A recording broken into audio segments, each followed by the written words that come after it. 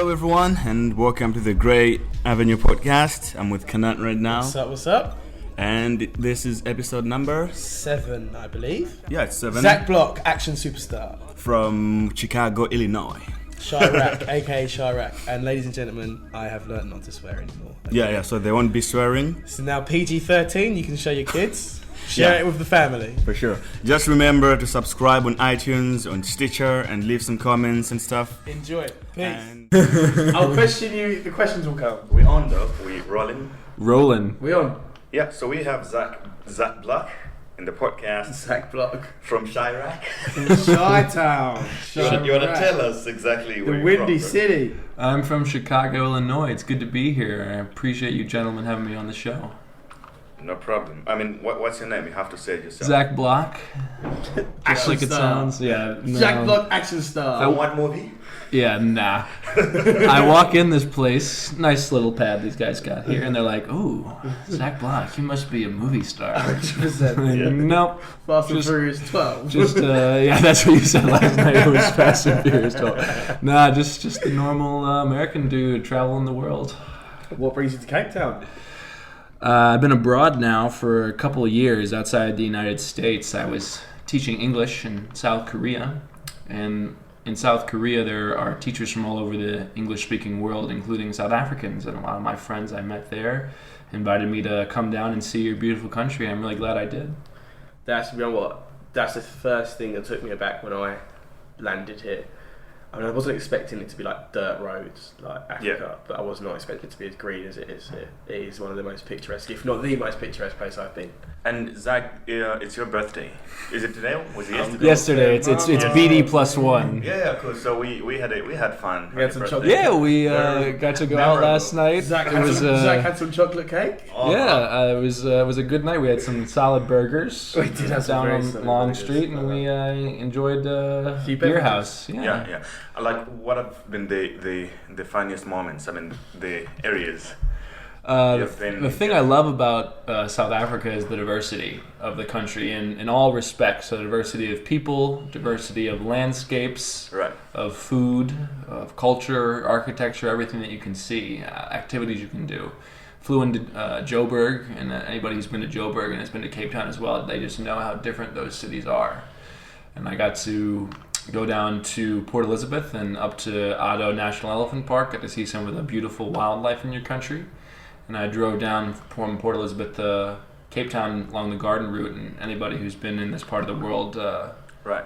they know it's absolutely beautiful. And if people out there haven't been to South Africa, I would highly recommend you come down and rent a car and take that part of the country. It's Awesome absolutely drive as well. yeah, it's a beautiful drive, and it's absolutely breathtaking scenery. So, like, for somebody who hasn't been here, what would you do differently if you knew what you know about South Africa now? Like, as far Sure, yeah. I know Joburg is the major international airport, but to be honest, I'm going to vocal what other people have said. You know, Joburg is probably skippable. I hate to say it, but at least right now it doesn't have the same appeal that some other places do. I would tell people to fly to a smaller airport and do what I did and drive down the Garden Route to Cape Town, or you can do vice versa and go from Cape Town up. I would suggest people drive down towards Cape Town because I think people might get enamored, to be honest, with Cape Town. I can understand why so many people have been born, raised, and stayed in Cape Town their whole life. It's a really fun place. And I feel like somebody might, plan 2 weeks in South Africa, arrive in Cape Town, and never leave. Yeah. Which would totally be a great vacation. It happens to a lot of people. Yeah, it does. I was But only going to be here for 3 months. Yeah, this guy did the same thing. 12 months later. So I would say, maybe fly either to Cape Town or Joburg and then take another flight. You could stay in Joburg for a day, maybe, but that's really all you need. Then take another flight to a smaller place, like, for example, Cape Town Port Elizabeth, and drive down from there. Maybe go to Durban. You can see the west coast of the country, east coast too. There's a lot of different, like I say, landscapes and people here that are really worthwhile. And the water is warm in Durban.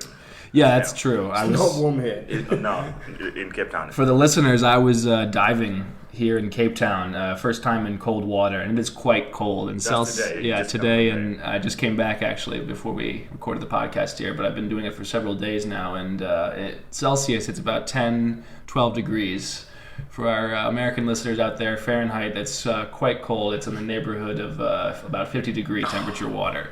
It is very, very chilly. The good thing is you get a wetsuit, so that helps. Nice thick one as well. Yeah, exactly.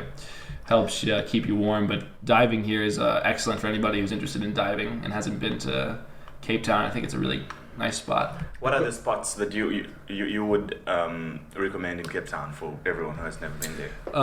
For a night out, I think anybody needs to try Long Street, one of the major thoroughfares. It reminds me of like 6th Street in Austin, Texas, famous haunt down there. Bourbon Street down in New Orleans.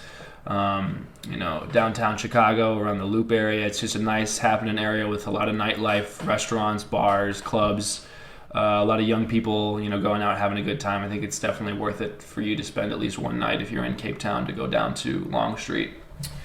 During the day, I really loved the Boerkop neighborhood. It's up on the hill above the city.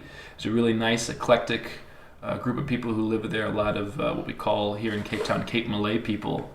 A lot of Muslims live there, and it's just a really beautiful neighborhood. If people have seen pictures of Cape Town, there are all these really nice, vibrantly different colored houses. It makes very picturesque scenery, and there's some really great food up there as well. Some very diverse, interesting food that you can't get anywhere besides Cape Town. It's the fusion of the Cape and Malay cuisine. For sure. What's your reason behind travelling as well? You say you've been travelling for a number of years. Yeah. Did you depart? So I left the United States for South Korea 2 years ago now, so this would be in August of 2014.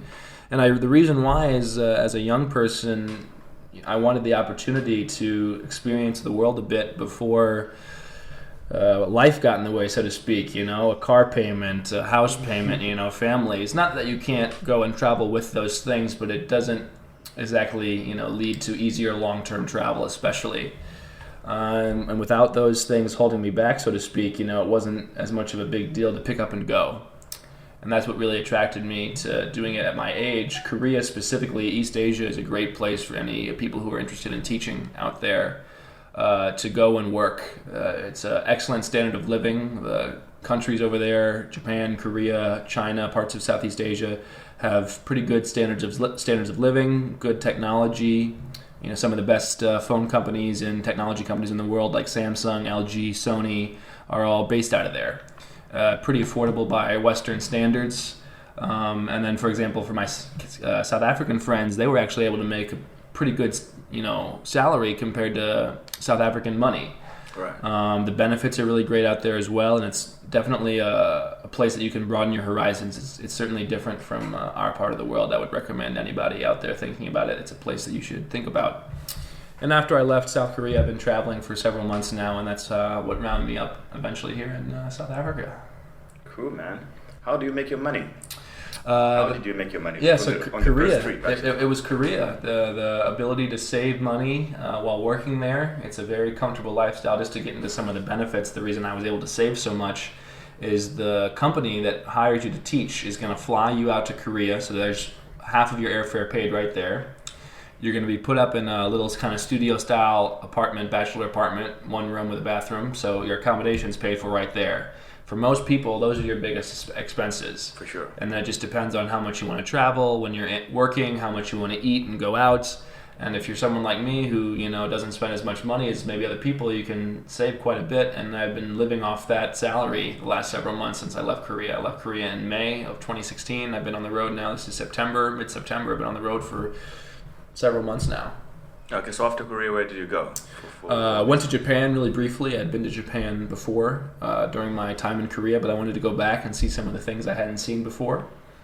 I flew down from Japan to the Philippines and spent a month in the Philippines, a beautiful country, absolutely breathtaking scenery, and then really helpful for some foreign travelers who don't necessarily speak foreign languages as they speak English in the Philippines, very helpful for travelers. Got to go diving down there. That's where I first started diving. Really, really beautiful tropical water, amazing wildlife. After the Philippines, I made my way to Vietnam. Right.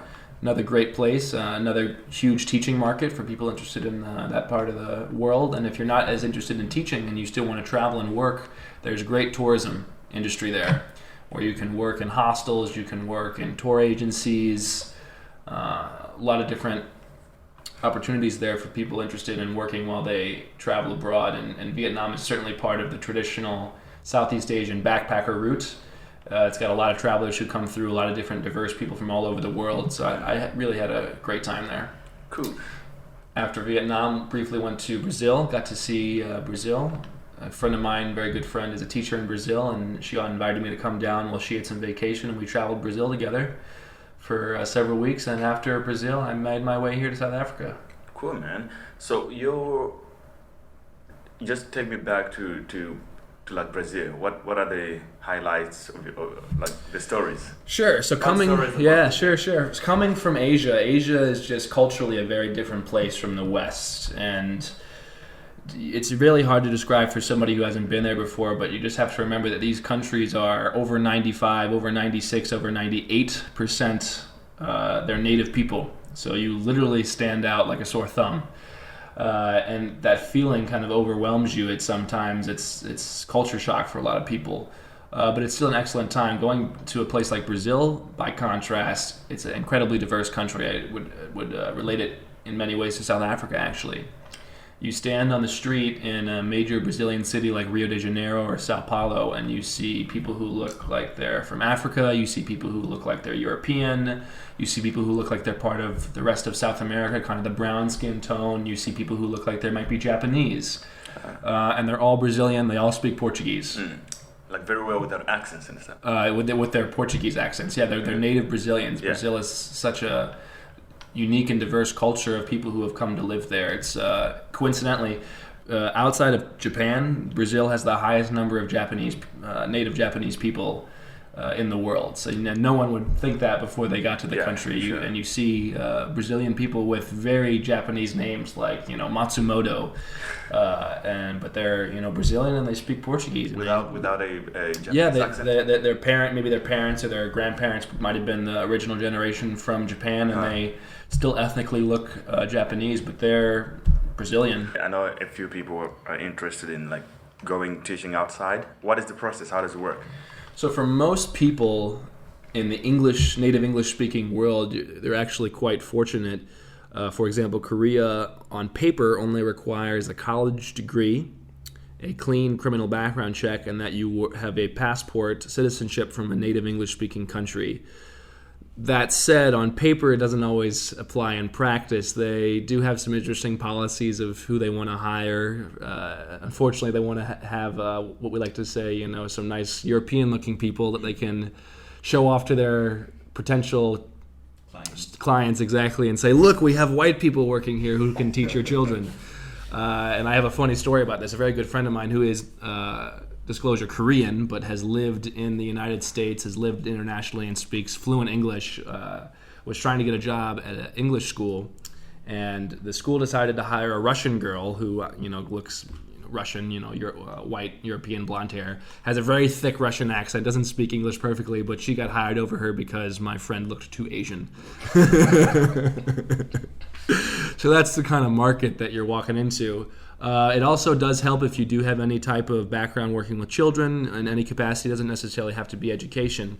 And for people who aren't necessarily sure that they think it's right for them, they can go to a place like Southeast Asia, like Thailand or Vietnam, and there are small courses offered that give you an introduction into teaching English as a foreign language to other speakers, and a lot of these programs also help you to find a job after you complete the course. Bear in mind, these courses obviously will cost you some money, depends on the course you're looking at. The higher end courses, like for example called CELTA, which is the Cambridge English Language Training Association, that's kind of like the gold standard. You're guaranteed to get a very good job. That's going to cost you in the neighborhood of several £1,000s.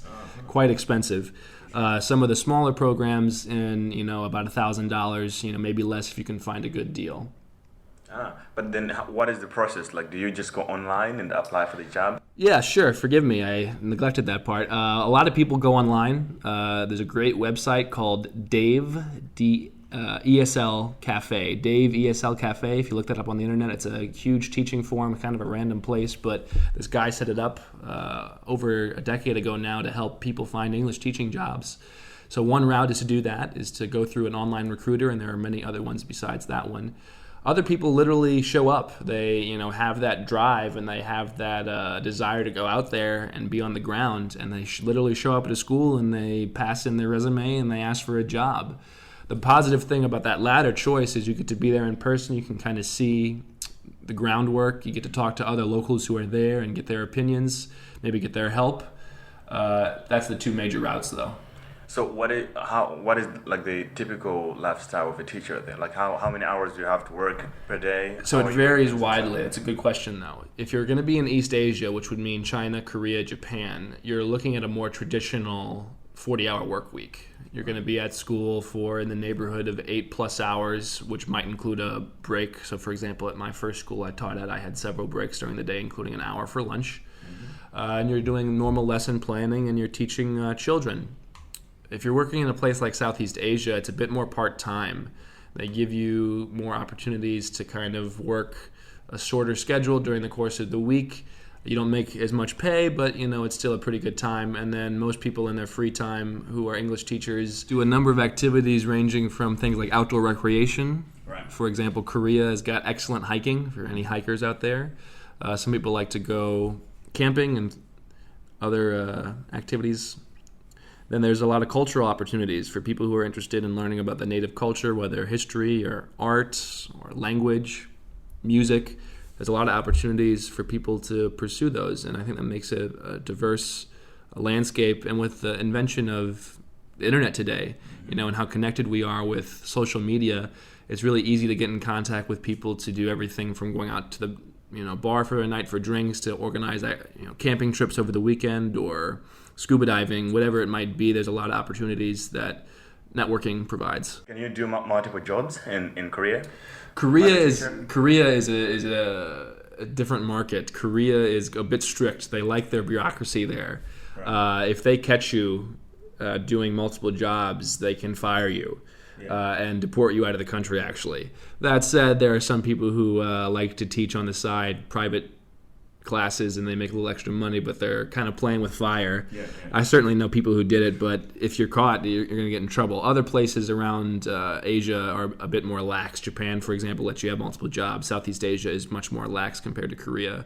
Honestly, I don't know about China. You'd have to look that up. All right.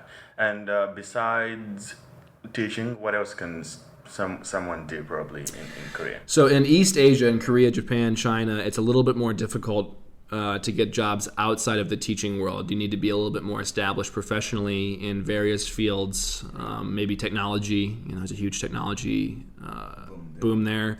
It could be in marketing or engineering if you're interested in working for companies like Hyundai or Honda.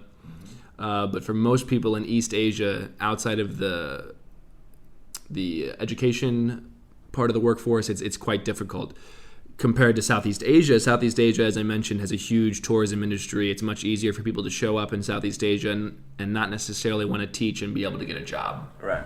And back to the travel stories, your couchsurfing experiences. Yeah, couchsurfing's been great. This is... How much have you used it on the trip? Like, sure. Percentage-wise? Yeah. Percentage-wise is actually quite low. I have done more work, I shouldn't say work, I've done more stays in hostels and things because I, as a person, gravitate towards that traveler experience where I get to meet other travelers and kind of make plans. Right. And I kind of pepper in Couchsurfing and Airbnb and things like that so I can meet locals after I've had a chance to kind of get my bearings and meet some other travelers with me as well. But I've had some amazing experience. In Japan, for example, a place that's quite expensive for accommodation, Couchsurfing allowed me to save some money and meet some really interesting local people, both some Japanese and an American teacher who had been teaching in Japan for over 14 years. So that was a really fun, rewarding experience. The Philippines, I got to meet some locals there as well. I had a good time with a local guy in Manila. Right. And then besides it, even if you're not interested in staying with people on Couchsurfing, people don't actually realize Couchsurfing is also great networking for other travelers and for locals who can't necessarily host people but are willing to meet up and hang out. Exactly. So it's a really great way to meet people. I think Couchsurfing is another part of the social media that we've talked about that really helps people travel, be comfortable, and find activities and people to meet. How do you find hosts? Is it easy, or what can you say? Oh, it's different from place to place. Yeah, I think it's different from place to place. Obviously, if there's a big language barrier, or a place like Korea, the majority of the population doesn't speak perfect English. They might be a little bit more hesitant. But a place like South Africa, by contrast, has native English speakers all over the country. It's a little bit easier, and then culturally, the people are a bit more outgoing. My best advice is kind of make a very short profile of yourself that you can kind of copy paste. But don't just be one of the guys who copy paste to everybody that you meet in some city like Cape Town, for example. You want to read the profile of the person, see if you guys have mutual interests, see where they live. A lot of people forget to even look at the My Home space, and they ask a guy, can they stay with them, and they don't realize they're going to be, in a shared bedroom with this person, or on the couch when they were hoping for an extra bed, whatever it might be. So I think it's important that you look and you, along with that short bio that you craft of who you are and why you're traveling, pepper in a couple things about why you want to stay with this person, what you can offer them and what maybe they can offer you. For example, there's a lot of travelers from Latin America and from Spain who speak Spanish, and every time I come across one of those people, I want to tell them that I personally speak Spanish and I would love to practice with them. Sure. That's an opportunity you can get, with certain people that you wouldn't have with others. And if you try and do some kind of copy-paste, it might sound awkward when you do that with a German guy who doesn't speak Spanish.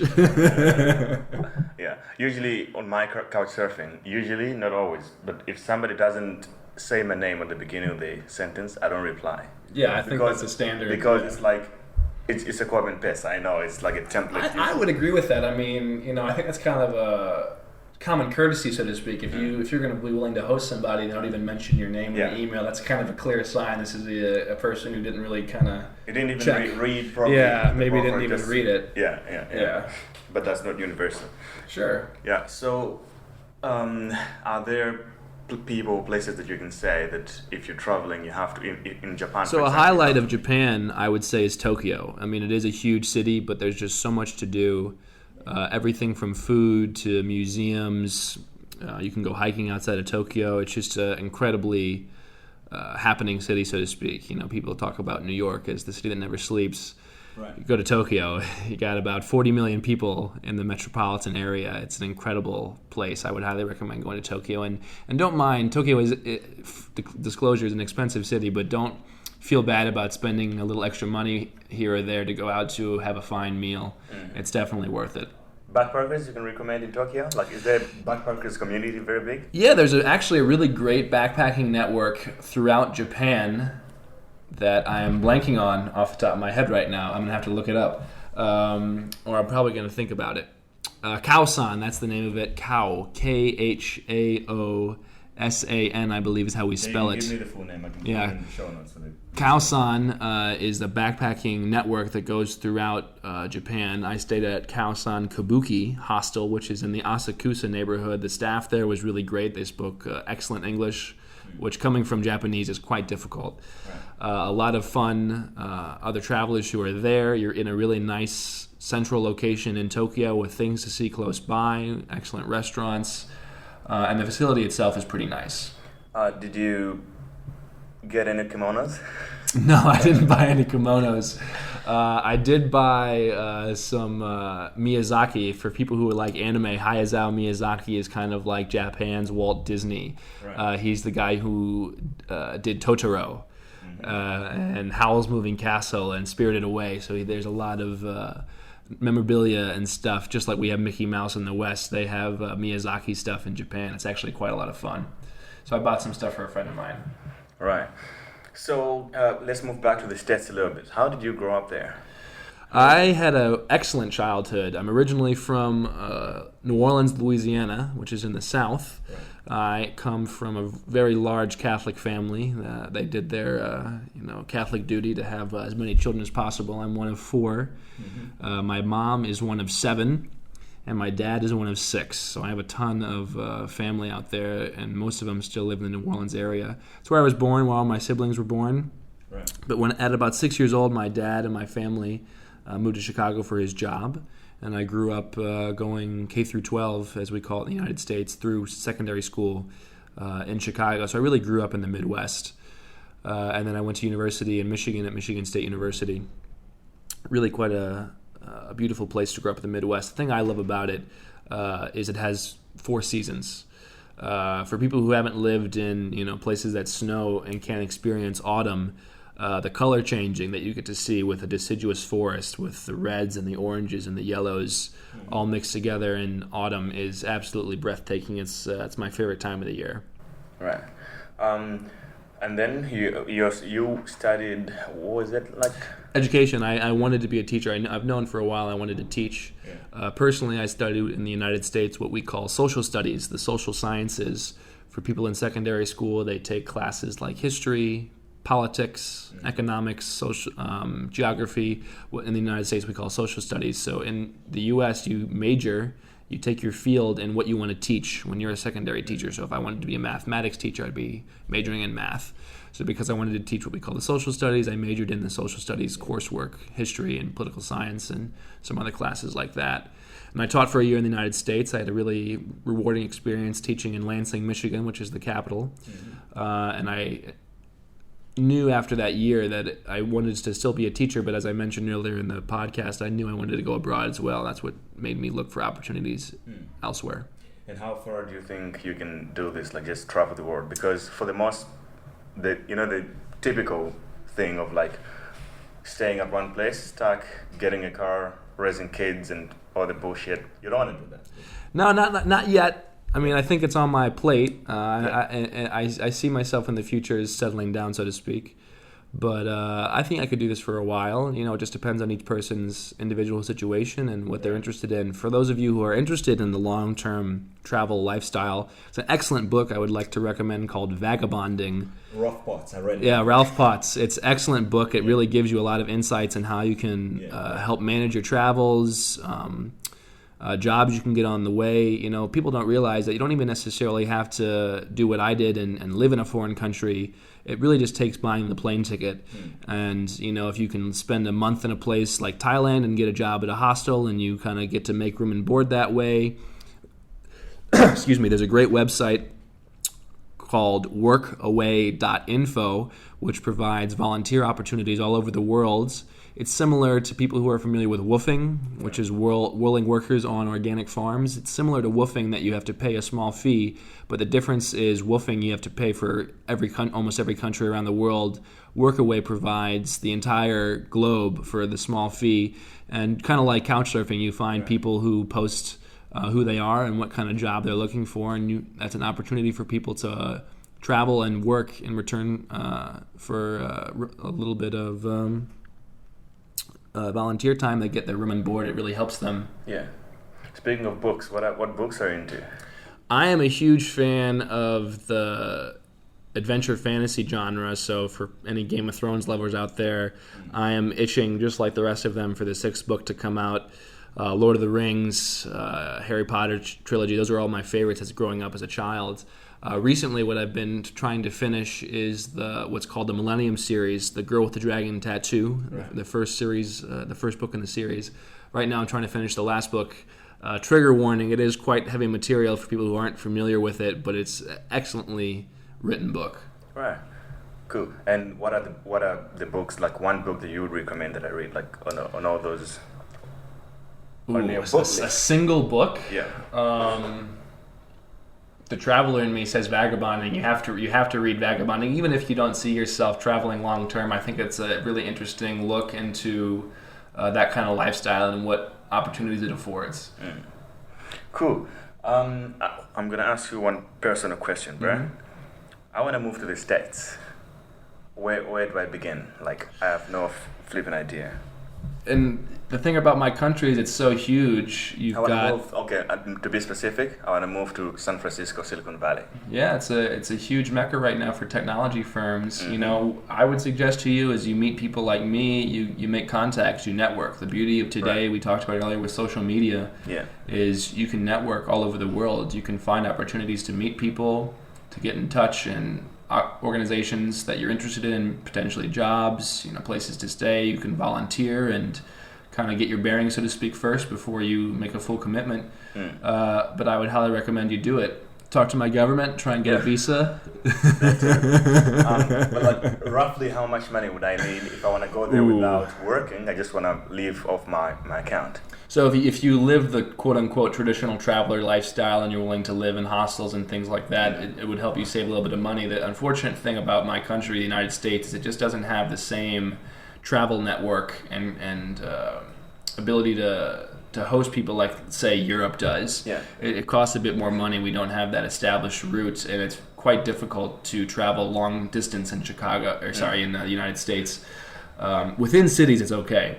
To average it out, let's say you wanted to be in the United States and you're spending, a fair bit of money. I would say in the neighborhood of about $2,000 a month. A month.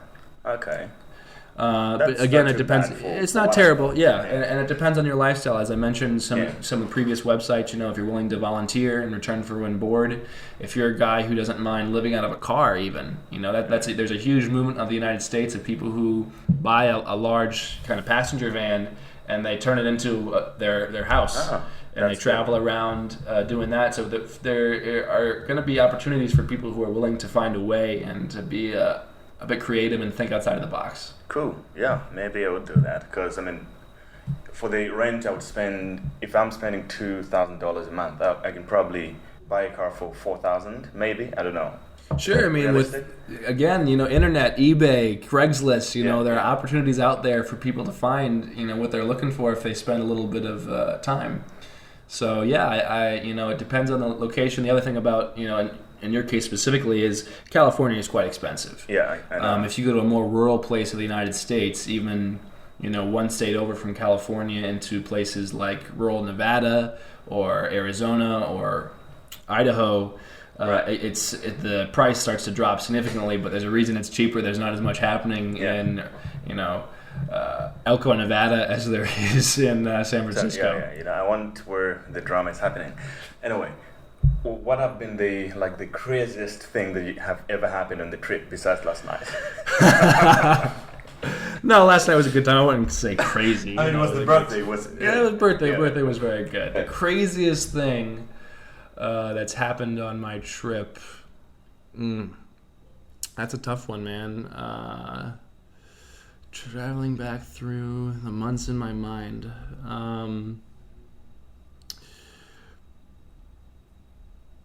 Probably in Hanoi, Vietnam, I had a lot of fun going on these bar crawls. So the thing that's really great about Hanoi, to plug that city really quickly, is you can live for $10 American a night. $10? In Hanoi, yep. So there's some excellent hostels. For example, Hanoi Central Backpackers, I'll plug them really quick. They charge you $5 a night American to stay there. That includes breakfast in the morning.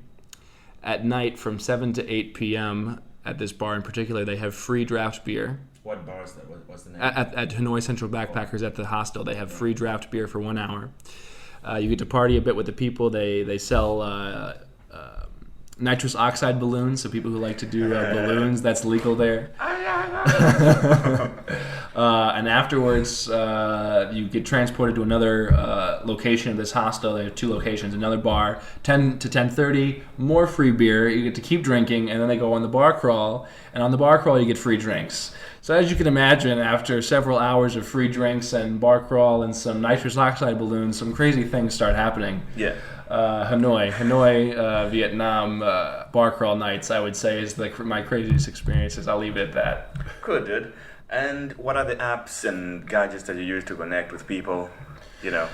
How we met, you and I, Couchsurfing. Couchsurfing is a huge one. Of course, yeah. As I mentioned earlier, some of the volunteer ones, workaway.info, it's a internet website. For more people on the go, a great website, if you don't have data in a place that you're traveling to, is Maps.me. Maps.me is very similar to Google Maps, but you don't have to worry about having an internet connection. Exactly. All you have to do is download the program and download the area of maps for the location you're going to be in, and they're saved on your phone right there. You don't have to worry about having that data connection. That being said, a lot of the places I've traveled to offer pretty affordable phone packages for people with smartphones who want to get data on the go. Right. And I think it's definitely worthwhile to look into that. So, like, what are other apps? Like, if you're in the city, like, Sure. What? Definitely WhatsApp. WhatsApp is all over the world. It's a great way to stay in contact with your family and friends all over the world, whether they be back home or somewhere else.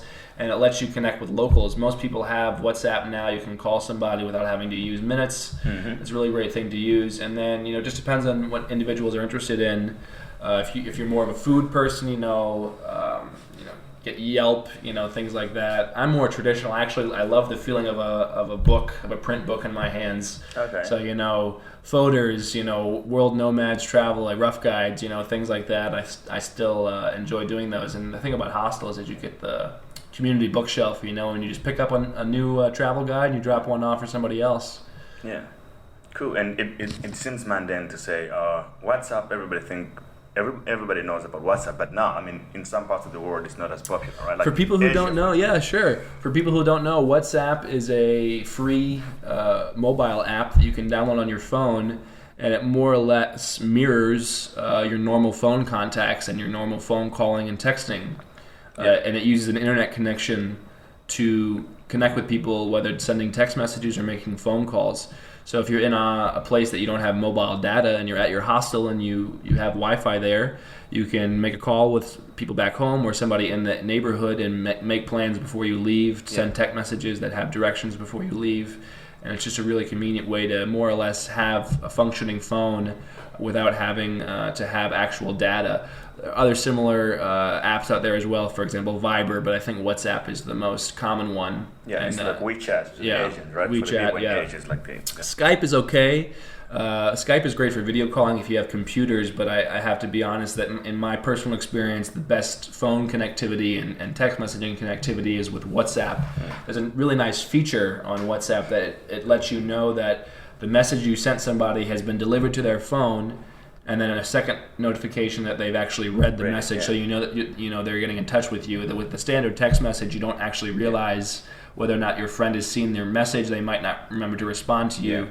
That feature enables better communication. Except when mine is turned off. You never know if I've read it or not. That's right. Yours is turned off. I remember that. Tinder's been a good way to meet local people who are looking for love on the road. Tinder is an option. Don't knock until you try it. That's all you can say, right? That's all I can say. Okay, cool. Let's end it here, man. We're gonna go upstairs and chill. It was a pleasure, man. I'm just very proud to be part of the podcast. I can't wait to hear it. Cool, and share it with friends and family. Of course. And or I am happy to network. Or the Chirac people. Chirac. Chi City. Yeah, man. Go Cubs. Go Cubs. Thanks for listening. Zach is out. You'll be leaving tomorrow. I'm leaving South Africa tomorrow, Monday. I have to fly back home to Chicago to see the folks. Sure. It's been a pleasure. So for the people in Chirac, I'll be coming soon. Be ready. I'm coming for you. Cheers, man. Thanks. Cheers.